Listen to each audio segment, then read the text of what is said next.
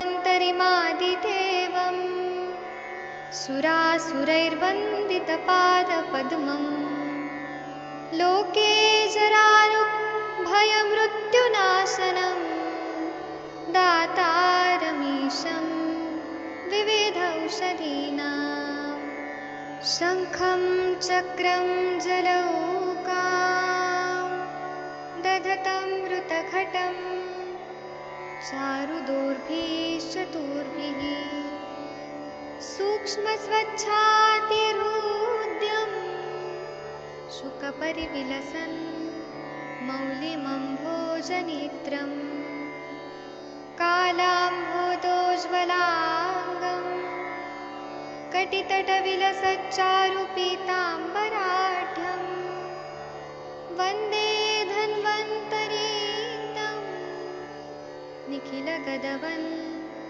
प्रौढदावाग्निलीलं प्रौढदावाग्निलीलं प्रौढदावाग्निलीलम्।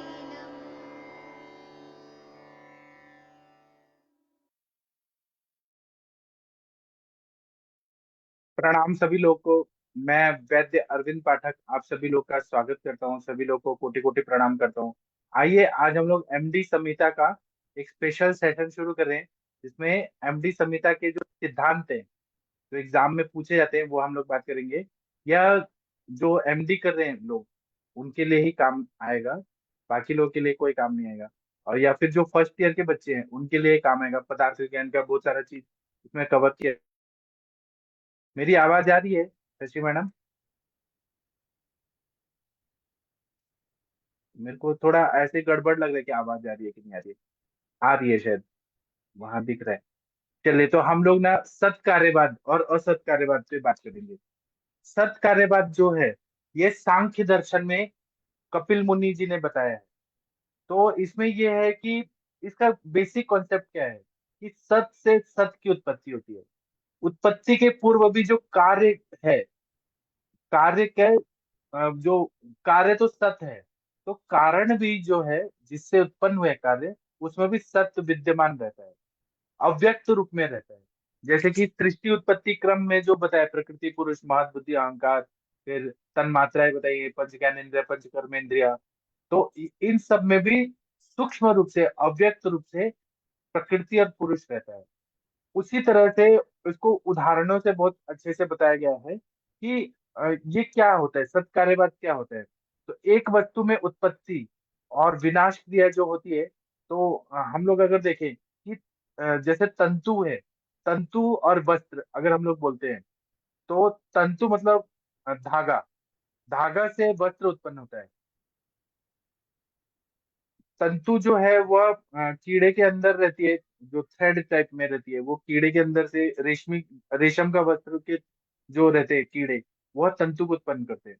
तो वस्त्र अगर हम कार्य रूप में देख रहे हैं, तो अब इसी को उन्होंने एक श्लोक में बताया कि असत करणात् उपादान ग्रहणात् सर्व संभव भावात् शक्तस्य शक्य करणात् कारण भावाचे सत्कार्यम।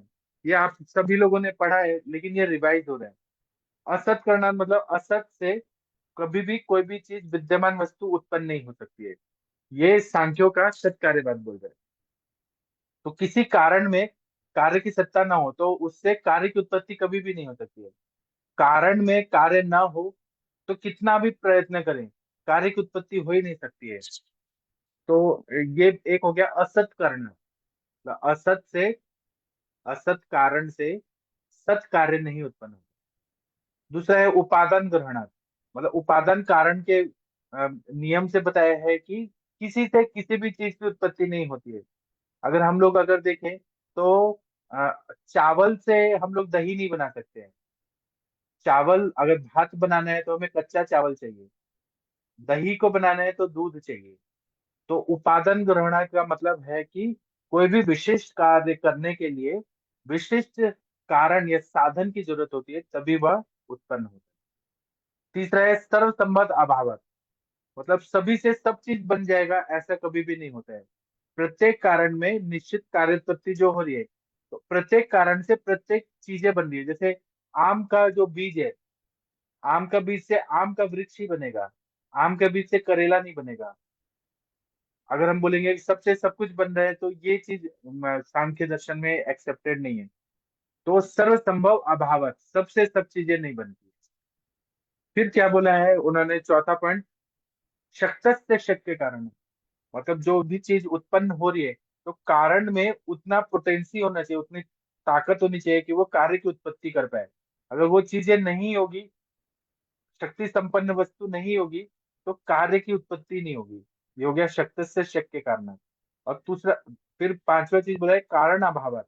मतलब कार्य और कारण जो है, इनकी वास्तविकता जो है कि ये कार्य और कारण, कारण और कार्य एक दूसरे से वो जुड़े हुए रहते हैं। एक अव्यक्त अवस्था में रहता है कारण, और एक व्यक्त अवस्था में रहता है। बीज में, वृक्ष का अव्यक्तावस्था के रूप में बीज में है वो, इसलिए कारण अभावत, कारण भावत, उनके एक एक कनेक्शन रहते हैं। ये हो गया सत्कार्यवाद। अगर मैं जो बता रहा हूँ, अगर आपको इस पे शशि मैडम कुछ बोलना है तो बोल सकती हैं। चर्चा करना है कि केवल सुनना है आपको? शशि मैडम, हम लोग हर बात करेंगे, हम लोग हर दर्शन करेंगे, उसके बाद में हर चिकित्सा सिद्धांत करेंगे, चरक संहिता के सिद्धांत करेंगे, चक्रपाणी जी ने क्या बोला है वो करेंगे, सब करने वाले हैं। आपको डिस्कस करने वाला करना है कि केवल सुनने वाला करना है?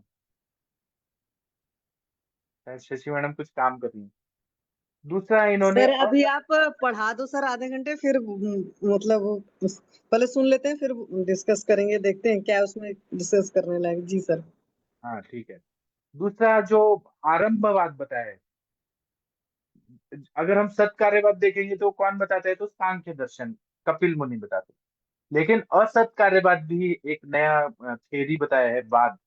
ये किसने बताया, तो वैशेषिक दर्शन में कणाद मुनि ने बताया, और न्याय दर्शन ने बताया। ये बोलते हैं असत कार्यवाद मतलब आरंभवाद, कुछ तो नया उत्पन्न होता है। अब हम लोग सत्कार्यवाद पकड़ के रखेंगे तो आज के जमाने में मोबाइल आ गया है, लैपटॉप आ गया है, इंटरनेट आ गया है, तो हम इसको कैसे कोरिलेट करें कि पहले क्या कार्य में सत्कार्य था, क्या मोबाइल था क्या? मोबाइल और ये टेक्नोलॉजी सैटेलाइट में वो जा रहे हैं, ये सब क्या है? तो इसीलिए इन्होंने एक अलग बात बताया, असत्कार्यवाद। मतलब ऐसा नहीं है कि सत से सत की उत्पत्ति हो रही है, कारण से कार्य की उत्पत्ति हो रही है। आरंभवाद जो है, ये बोलता है कि कार्य के पहले वो कारण नहीं है तो भी वो कार्य उत्पन्न हो सकता है।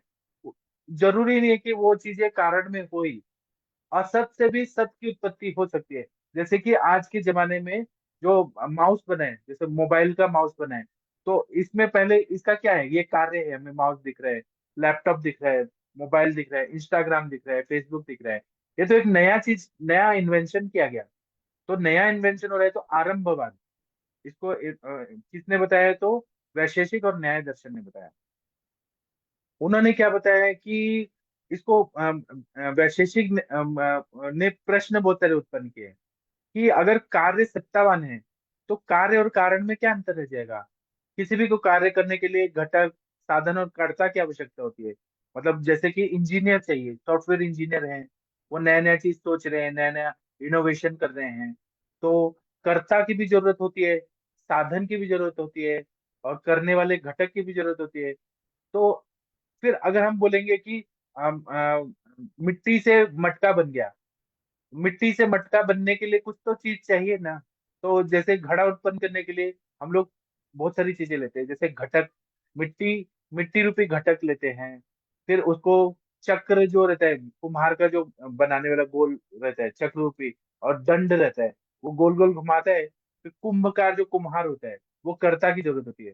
तो वो मिट्टी को पूरा सान के गीला करके और वो डाल देता है चाक पे, और फिर वो घुमाता है, और फिर उसको अलग अलग आकार देके मटका बनाता है, सुराही बनाता है।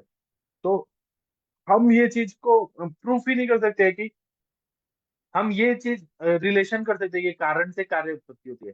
लेकिन कारण से कार्य उत्पन्न करने के लिए भी जरूरी नहीं है कि हर समय, अब जो करता है वो तो उसमें नहीं है ना, मिट्टी में थोड़ी ना है, वो तो अलग चीज है जो आरंभ कर रहा है, कुछ नया चीज बना रहा है। इसलिए ये थेरी जो है सत्कार्यवाद, ये उन्होंने इसको बोल दिया कि ये नहीं है, हमारा थेरी है। अब सत्कार्यवाद जो है वो गीता में माना है भगवान ने। सत्कार्यवाद, भगवान ने गीता में क्या बोला है कि दिन में, दिन के बाद रात्रि होता है, रात्रि के बाद दिन होता है, ये चक्र है। व्यक्त और अव्यक्त निरंतर प्राप्त होती रहती है। लेकिन आरंभवाद जो है न्याय और वैशेषिक का, ये बोलते हैं ऐसा नहीं है।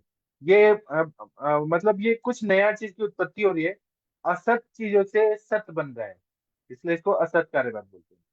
और ये जो नया चीज हो रहा है, कार्योत्पत्ति हो रही है, प्रारंभ हो रहा है, नया कार्य उत्पन्न हो रहा है, इसलिए इसको आरंभवाद या असत कार्यवाद बोलते हैं। आयुर्वेद का जो मूल सिद्धांत है, ये आयुर्वेद जो है वो हर बात को एक्सेप्ट करता है। आयुर्वेद जो है जैन लोगों का जो स्यादवाद है, स्यादवाद ये बोलता है कि ये भी सही है, वो भी सही है, ये भी सही है, सभी के मत को वो ले लेता है। तो इसी तरह से आयुर्वेद के जो आचार्य हैं, वो बोलते हैं कि सत्कार्यवाद भी सही है।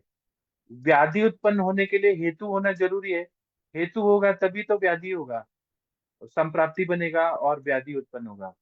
लेकिन उन्होंने असत कार्यवाद भी बोला है कि बिना हेतु के भी कुछ ऐसे हेतु भी रहते हैं जो बहुत सारी व्याधियां बताते हैं, जिसका हमें कारण नहीं पता रहता, और वो कॉम्प्लिकेशन पे कॉम्प्लिकेशन भी हो जाते हैं। वो असत कार्यवाद, आरंभवाद जो बोलते हैं, कुछ जैसे जेनेटिक चेंजेस आ गए अचानक, अनुवांशिक बीमारी आ गई, तो अनुवांशिक बीमारियां क्यों आ गई? तो खान पान है, उसमें खान पान तो वैसे सब लोग करते हैं, लेकिन ये कुछ नया चीज डेवलप हो रहा है, कुछ नया चीज बन रहा है, उसको असत कार्यवाद से जोड़ा है। उसी तरह से उन्होंने बोला है कि घृत जो है, घृत में विषत्व नहीं विद्यमान रहता। तो हम कैसे बोलेंगे कि घृत विष है? तो वो जब आमावस्था रहती है और जब हमने घृत का सेवन कराया, तो यहाँ पे एक नया घी से जो ट्राइग्लिसराइड, कोलेस्ट्रॉल, ये सब बन रहा है, ये तो आरंभवाद है, कुछ नया चीज बन रहा है। तो इसके हेतु कुछ अलग है और कार्य कुछ अलग है, न कारण अलग है और कार्य अलग है, इसलिए ये आरंभवाद का जो है, संस्कार की प्रक्रिया भी इन्होंने बताया है कि संस्कार जब हम कुछ भी चीजों का करते हैं वो अलग चीज है। तो ये आरंभवाद हो गया। दूसरा है परमाणुवाद। वैशेषिकों ने तो परमाणुवाद पे पूरा थ्योरी इतना बढ़िया बताया है, जो आज एटॉमिक थ्योरी है वो उसी से जुड़ी हुई लगती है। उन्होंने क्या बोला है कि परिणाम परिमाणवान परमाणु, परमाणुत्वम परिमाणवान परमाणु, मतलब परम अणु, सूक्ष्माति सूक्ष्म परिमाण वाला जो है उसे परमाणु, जिसको मॉडर्न साइंटिस्ट लोगों ने एटम कहा है। तो एकदम सूक्ष्म रूप जो है, सूक्ष्माति सूक्ष्म परिमाण वाला जो है वो परमाणु होता है। तो परमाणुओं से पूरा दुनिया बना हुआ है। अब वो परमाणु को कैसे जाने? तो शारंगधर जी ने बोला है कि किसी मकान के सूक्ष्म छिद्रों से आदि सूर्य के किरणों को हम देखते हैं, तो जो सूर्य किरण आ रही है, एक ऐसा रेज आ रहा है सनलाइट का, वहां पे हमें दिखता है कि रजकण दिख रहे हैं, चारों भ्रमण कर रहे हैं। उसका जो 30वां भाग डिवाइड बाई 30, 30वां भाग होगा, वह जो परिमाण होगा वह परमाणु का होता है, ऐसा शारंगधर जी ने कहा। उसी को परमाणुवाद को क्या बोलते हैं कि जैसे मिट्टी का हमने ढेला लिया, मिट्टी को ऐसे, मिट्टी का कोई ऐसे ढेला लिया, पिंड लिया, उसको चूर्णित करते हैं तो उसका बहुत ज्यादा विभाग हो जाता है, और उसको और तोड़ते जाते हैं और तोड़ते जाते हैं, तो अल्प अल्पतर अल्पतम होके विभाजन हो जाता है और वो मिट्टी बन जाता है। उसको भी और देखें सूक्ष्म, तो ऐसे परमाणु परमाणु परमाणु ऐसे वो हो जाएंगे, और फिर जब जुड़ता है तो वो फिर बहुत ज्यादा बड़ा ढेला बन जाता है। तो परमाणु जो है सूक्ष्म सूक्ष्म कण होते हैं, अति सूक्ष्म होने से कभी कभी हमें दिखाई भी नहीं देते हैं, उनका अवयव भी नहीं होता है। तो इसीलिए इसको हम परमाणुत्व बोलते हैं, निरअवयवत्व बोलते हैं, और परिमाण, परिमाण मतलब जिसको हम लोग मेजर कर सकते हैं, परिमाण रहता है, दृश्यमान रहता है वो। तो ये परमाणुवाद बोला है। परमाणुवाद को, और उन्होंने ये बोला है कि जब हमें कोई चक्षु के द्वारा जो कोई रजकण है, तो वो तो त्रैणुक है। अब ये एक एक अणु अगर मिलते हैं तो द्वैणुक बनते हैं, बन जाते हैं। और तीन द्वैणुक द्वैणुक मिलेंगे, तो द्वैणुक मतलब दो अणु जब मिलता है, तो ऐसे तीन जब मिलेंगे, द्वैणुक द्वैणुक द्वैणुक, उसे एक त्रैष्टणु बनेगा। फिर इस प्रक्रिया से फिर ये आगे बढ़ते जाता है, और इससे पूरा अनित्य द्रव्य बनते हैं। नित्य द्रव्य कभी न उत्पन्न होते हैं न नाश होते हैं, लेकिन जो अनित्य द्रव्य है उनका उत्पत्ति परमाणुओं से होता है, और उसमें दो अणु मिलने से एक द्वैणुक बनता है, और तीन द्वैणुक मिलने से त्रैष्टणु बनता है, और ये आगे आगे बढ़ते हुए पूरा दुनिया बना हुआ है। तो चरक संहिता में परमाणुवाद माना है, शरीर के अवयव परमाणु जैसे असंख्य होते हैं, परमाणुओं की संख्या भी असंख्य होती है। हमारे जो तन मात्राएं हैं वो भी परमाणु रूप से देखा गया है वैशेषिकों ने, कि हम लोग जैसे कोई शब्द का तन मात्रा है, वो हमारे कानों तक आता है, वहां पे श्रोत्रेंद्र में उसका कुछ सन्निकर्ष होता है, और फिर वो मस्तिष्क में जाता है, वहां पे जो अधिष्ठान है श्रोत्रेंद्रिय का, वहां पे हमें पता चलता है किस तरह का शब्द है। तो फिर आगे उन्होंने अलग अलग चीज बताई। तो यहाँ पे परमाणुवाद जो है यह बहुत ही इंपॉर्टेंट है। दूसरा है कि परमाणु जो रहते हैं वह ओरिजिनल परमाणु अणु जो है वो कभी नाश नहीं होता, लेकिन जब परमाणु का संयोग है वह नाश होता है। अब न्याय और वैशेषिक में आगे एक और कॉन्सेप्ट आ गया है, पिलुपाकवाद और पिलुपाकवाद और पीठरपाक। पीठरपाक और पिलुपाक में बहुत डिफरेंस है। पिलुपाक क्या बोलते हैं कि एक एक जो अणु है, एक एक परमाणु है, अग्नि की जब क्रिया होती है, पाक मतलब अग्नि की क्रिया होती है, तो पहली अवस्था में कोई भी चीज है उसका परमाणु का विघटन होता है, एक एक द्रव्य से अग्नि का संयोग होता है, और वो एक एक परमाणुओं पे अग्नि के संस्कार होते हैं, पाक होता है। उसके बाद में पुनः संयोग होता है, और उसके बाद में वो पक के और वो फिर मिल जाता है, तो इसको हम क्या बोलेंगे, केमिकल चेंजेस होते हैं, जिसको हम पीलू पाक बोलते हैं। पीलू मतलब एक एक अणु का जो पाक होके पहले तो विघटन होगा फिर संयोग होगा, पहले विघटन होगा फिर उस पे पाक होगा फिर उसका संयोग होगा, ये एक बताया है। तो इसी का आयुर्वेद में क्या लिया है कि जब हम अन्न का सेवन करते हैं तो एक एक अन्न का जो कण है उस पे अग्नि की क्रिया होती है, जाठराग्नि की क्रिया होती है, धात्वग्नि की क्रिया होती है, भूताग्नि की क्रिया होती है, और बाद में उससे फिर आहार रस धातु बनता है, रस रक्त रस मांस में दस्ती मज्जा शुक्र, एक एक अन्न के अंश पे काम होता है, अग्नि की क्रिया होती है। अगर वो क्रिया खराब हो रही है तो फिर व्याधि हो जाता है, आम रस तैयार होकर फिर व्याधि होता है। पीठर पाक जो है, पहला वाला पीलू पाक है वैशेषिक ने बताया, पीठर पाक न्याय ने बताया। तो न्याय दर्शन में पीठर पाक बोला है कि फिजिकल चेंज होता है, इसमें अणु अणु कुछ नहीं होंगे, अलग अलग नहीं होंगे। इसमें जैसे मैंगो लिया, कच्चा आम है, उसमें पूरा अग्नि की क्रिया होगी, और वो रस रूप रस गंध ये सब में आम चेंज हो जाएगा और पका हुआ आम रहेगा। तो यह फिजिकल उसमें पाक होता है। जैसे आम को हम लोग, कच्चे आम को हम लोग धान्य राशि में रख देते हैं, भूसा में रख देते हैं, तो वो पूरा आम पक जाता है अग्नि के, विशिष्ट अग्नि से। उसी तरह से जो पूरा अगर पाक होता है तो उसको पीठर पाक होता है, फिजिकल चेंजेस होते हैं। पीलू पाक है वो केमिकल चेंजेस बताता है। तो चरक संहिता में पीलू पाक और पीठर पाक दोनों को एक्सेप्ट किया है। यही खास बात है आयुर्वेद की, आयुर्वेद सब चीज को एक्सेप्ट करता है। और हमारे जमदग्नि सर को भी आप लोगों ने सुना होगा, वो मॉडर्न के भी डायग्नोसिस को ले लेते हैं, वो आयुर्वेद के भी सिद्धांत को लेते हैं, वो यूनानी को भी लेते हैं, होम्योपैथी को भी लेते हैं, किसी को वो गलत नहीं बोलते हैं। हाँ, लेकिन वो आयुर्वेद की चिकित्सा करते हैं, लेकिन सिद्धांत किसी का गलत नहीं करते, क्रॉस नहीं करते हैं, सब सिद्धांत सही है। चिकित्सा हम अपना करेंगे लेकिन सभी को रिस्पेक्ट है। तो चरक संहिता में पीलू पाक और पिठर पाक दोनों को ले लिया है। आयुर्वेद में 13 तरह की अग्नियां बताई हैं। मेन 3 अग्नि जैसे जाठराग्नि, फिर 5 भूताग्नि, 7 धातु अग्नि बताई है। तो जो सामान्य पाक होता है जाठराग्नि की वजह से, जो हम लोग अन्न का सेवन कर रहे हैं, और उससे 3 अवस्था पाक होती है, मधुर अवस्था पाक, अम्ल अवस्था पाक और कटु अवस्था पाक। यहाँ पे पीठर पाक होता है, फिजिकल चेंजेस होते हैं, कि हम लोग वो श्लोक बताए ना, कि अन्न से भुक्त मात्र से षड रसस्य प्रपाकता मधुरादत कुपोद्भवात पेन भूतम उदीर्यते। मतलब अन्न खा लिया, षड रसात्मक अन्न का सेवन किया, तो अन्न आहार रस जो है, वो अन्न जो पच रहा है वो मधुरी भाव हो जाता है, और उससे कफ, पेनभूत कफ की उत्पत्ति होती है मधुर अवस्था पाक में। दूसरा में क्या बोला है, परमम तो पच्यमानस्य विदग्धस्य आम्ल भावता आशयाच्यव मानस्य पित्तम मच्छम उदीर्यते। इसका मतलब है कि अम्ल अवस्था पाक हो रहा है, तो पच्यमान अवस्था, जब पच्यमान अवस्था में जब अन्न आगे धकेला जाता है तो उसका विदग्धा भाव होता है, अम्लीकरण हो जाता है, और वहां पे प्योर और शुद्ध पित्त की अच्छ पित्त उदीर्यते, अम्ल अवस्था में पित्त बनता है। उसके बाद वो नीचे जाता है, पक्वाशयम तो प्राप्त शोषमाणस्य वहनीना परिपिंडित पक्वस्य वायु से कटु भावता।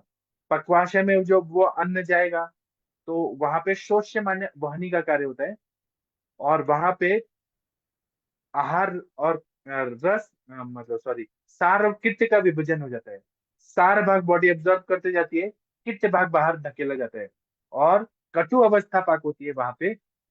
और मल को वायु की उत्पत्ति होती है परिपिंडित अपक्वस्य, वायु जो है वो पकाते जा रहे हैं और मल को परिपिंडित स्वरूप प्राप्त हो रहा है और कटु अवस्था पाक हो रही है। यहाँ पे पीठर पाक होता है, स्थूल पचन हो रहा है, फिजिकल चेंजेस हो रहे हैं। लेकिन हमारे आचार्य बोलते हैं कि इसके आगे पीलूपाक होता है। पीलूपाक में क्या होता है, केमिकल चेंजेस होते हैं। वो क्या होते हैं कि जो जो आहार रस के जो जो घटक है, जैसे कि रस बनाने वाली चीजें हैं, रक्त बनाने वाली चीजें हैं, मांस बनाने वाली चीजें हैं, मेद अस्थि मज्जा शुक्र बनाने वाली चीजें हैं, उनमें केमिकली और ट्रांसफॉर्मेशन होना जरूरी है। रस को बनाने वाले घटक द्रव्य अलग होते हैं, उनमें रस की अग्नि की क्रिया होती है और फिर उससे रस धातु बनता है। रक्त को बनाने वाले घटक द्रव्य अलग होते हैं और उससे रक्त की अग्नि का कार्य होकर रक्त धातु बनता है। मतलब उसमें पूरा केमिकली चेंजेस होते हैं और वो धातु जो जो चीजों का घटक है वो होता है। उसी तरह से भूताग्नि लेवल पे भी पाक होता है। तो आकाशीय तत्व के जो हमने आहार द्रव्य का सेवन किया, उस पे आकाश की अग्नि का कार्य होगा और वो आकाशीय तत्व वहां पे प्राप्त होगा। पार्थिव जो द्रव्य है घटक हमारे शरीर में, जैसे बोन्स वगैरह बनने हैं, अस्थि धातु बनना है, तो वहां पे अस्थि तत्व जो बनाने वाले कोशिकांश है, उस पे अस्थि की सॉरी उसमें पृथ्वी की अग्नि का कार्य होगा। पृथ्वी की अग्नि का कार्य होगा, पार्थिव अस्थि का निर्माण होगा। मतलब भूताग्नि लेवल तक ये जो पाक हो रहा है और धात्वग्नि लेवल तक, इसको हम बोलेंगे पीलू पाक से ये पाक हो रहा है। ठीक है, आप लोग कुछ बोलना चाहते हैं? मैं जो बताने का कोशिश कर रहा हूँ शायद आप लोग, शशि मैडम को समझ आ रहा होगा। ये पीलू पाक हो गया, पीटर पाक हो गया और इसका अप्लाइड हो गया। इस पे हम और बात करेंगे बाद में। एक है अनेकांतवाद। आयुर्वेद आयुर्वेद जो है वो अनेकांतवाद को मानता है। मतलब हर चीज को हमें एक्सेप्ट करना है, किसी को भी। तो इसमें आपने देखा होगा कि बहुत सारे कॉन्फ्रेंसेस हुए। एक दीर्घ जीवित अध्याय जब है चरक सूत्र स्थान का, उसमें एक कॉन्फ्रेंस हुआ। उसके बाद में आत्रेय भद्र काव्य में रस कितने हैं, उस पे एक कॉन्फ्रेंस हुआ। यह पुरुषी अध्याय, उसमें गर्भ की उत्पत्ति कैसे होती है। गर्भ मतलब रस से उत्पन्न होता है, आत्मज भाव से होता है, मात्रज होता है, पित्रज होता है, उस पे एक कॉन्फ्रेंस हुआ। उसी तरह से सिद्धि स्थान में है कि बस्ती के टाइप कितने होते हैं, उस पे एक कॉन्फ्रेंस हुआ। शारीरिक स्थान में भी कॉन्फ्रेंस हुआ। मतलब अलग अलग कॉन्फ्रेंस हो रहे हैं, तो वो सभी के मत को लेते हैं, लेकिन बाद में कंक्लूजन आत्रेय जी अपना देते हैं कि ये चीज ऐसे। रस का भी एक आत्रेय भद्र काव्य में हुआ है कॉन्फ्रेंस, उसमें बोला है कि रस एक होता है। दूसरे ऋषि होते हैं, दो रस होते हैं, छेदनीय और शमनीय। तीसरे ऋषि बोलते हैं छेदनीय, शमनीय और स्वस्थ वाले करने वाले। ऐसे करके फिर सात रस बोले हैं कि रस मधुर अम्ल लवण तिक्त कटु कषाय और क्षार भी होता है। तो ऐसे मत मतांतर लेने का जो प्रक्रिया है, ये आयुर्वेद सबको लेता है।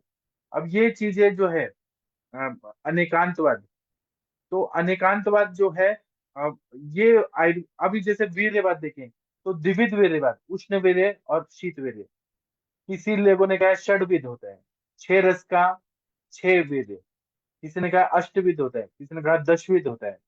हृदय भी जो है, कोई बोलता है कि सिर में जो सिरस्थ मन है और हृदय में मन है। तो भेल ने बोला है कि मस्तिष्क में मन होता है, कोई बोलता है हृदयगत होता है मन। तो उन्होंने वो भी एक्सेप्ट किया है। तो ये बोलते हैं अनेकांतवाद, सबके मतों को अनेकों का जो मत है उसको लेना, उसको अनेकांतवाद बोलते हैं। अनेकांतवाद जो है वो स्यादवाद जो जैन लोग का है उससे लिया गया है। एक है क्षणभंगुरवाद, वादों का क्षणभंगुरवाद।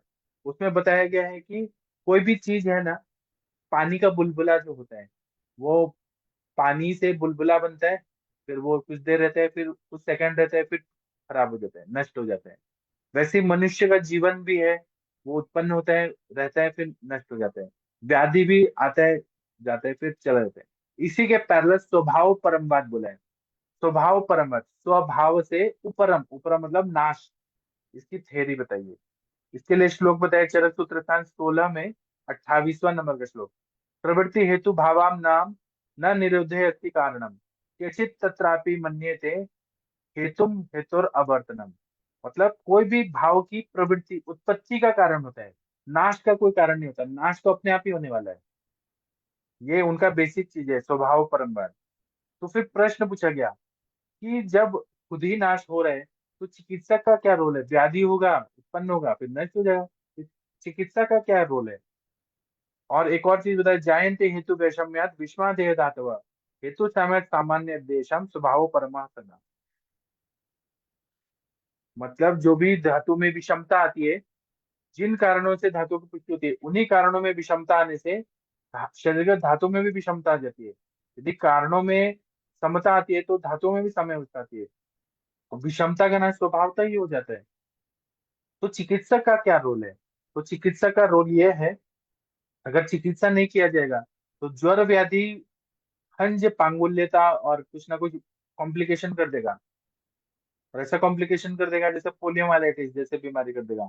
तो हम चिकित्सा करके ज्यादा विकृति ना निर्माण हो, वो हम चिकित्सा देते हैं। इसके लिए एग्जाम्पल दिया है कि कोई चलते चलते गिर गया और वो सहारा मांग रहा है, तो हम लोग उसको उठाएंगे, चलाएंगे, फिर छोड़ देंगे।